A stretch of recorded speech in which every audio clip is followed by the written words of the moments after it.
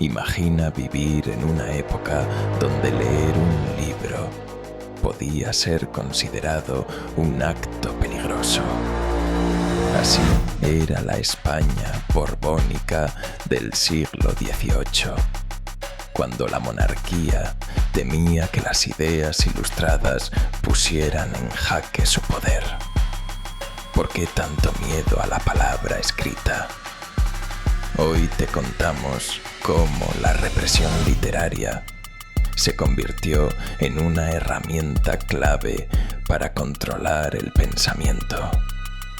La llegada de los Borbones al trono español trajo consigo una nueva política de control cultural. Inspirados por el absolutismo francés, los reyes españoles vieron en la censura un arma para mantener el orden.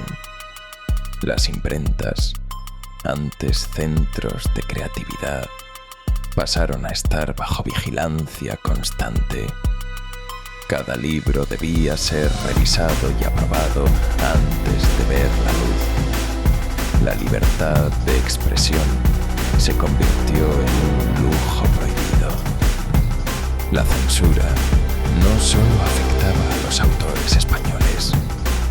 Los libros extranjeros, especialmente los procedentes de Francia e Inglaterra, eran vistos con sospecha. Las ideas ilustradas que defendían la razón, la ciencia y la libertad eran consideradas peligrosas. Los censores revisaban minuciosamente cada importación, tachando o prohibiendo cualquier texto que pudiera cuestionar la autoridad real o la Iglesia. ¿Cómo funcionaba la censura? Todo libro debía pasar por el filtro de un censor oficial, que evaluaba su contenido línea por línea. Si encontraba algo sospechoso, el texto era modificado, mutilado o directamente prohibido. Los autores y editores que desobedecían podían enfrentarse a multas, prisión o incluso el exilio. La autocensura se convirtió en una estrategia de supervivencia para muchos escritores. La Inquisición, aunque en decadencia, seguía jugando un papel importante en la vigilancia de las ideas. Colaboraba estrechamente con la monarquía para identificar y castigar a quienes difundieran textos prohibidos. Las listas de libros vetados crecían año tras año, y poseer uno de ellos podía ser motivo de denuncia. El miedo a la delación era una sombra constante en los círculos intelectuales. A pesar de las restricciones, las ideas ilustradas encontraron caminos alternativos para circular. Los libros prohibidos se copiaban a mano, se ocultaban en dobles fondos de baúles o se leían en reuniones secretas.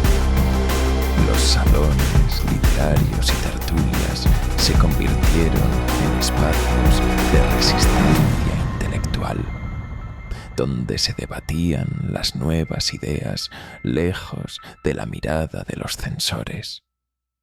La represión literaria no solo frenó la difusión de ideas, sino que también afectó la creatividad de los autores.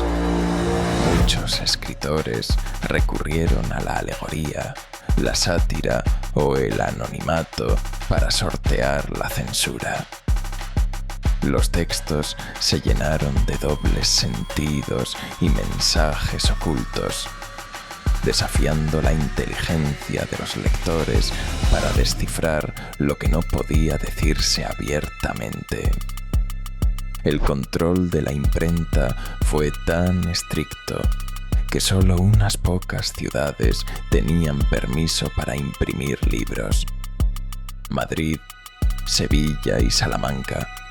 eran los principales centros autorizados. Cualquier imprenta clandestina era perseguida y destruida.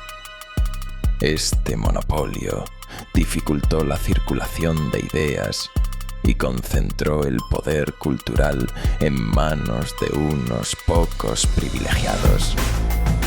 La represión literaria también tuvo consecuencias económicas. El miedo a la censura desincentivó la inversión en la industria editorial.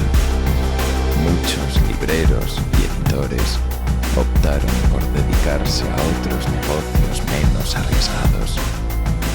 El mercado del libro se redujo y la oferta de obras originales disminuyó notablemente, empobreciendo el panorama cultural español frente a otros países europeos. A pesar de todo, algunos ilustrados españoles lograron burlar la censura y contribuir al avance del pensamiento. Figuras como Jovellanos, Feijóo o Cadalso emplearon el ingenio y la discreción para difundir sus ideas. Sus obras, aunque vigiladas, abrieron grietas en el muro de la represión y prepararon el terreno para futuras reformas. La represión literaria borbónica no fue un fenómeno aislado.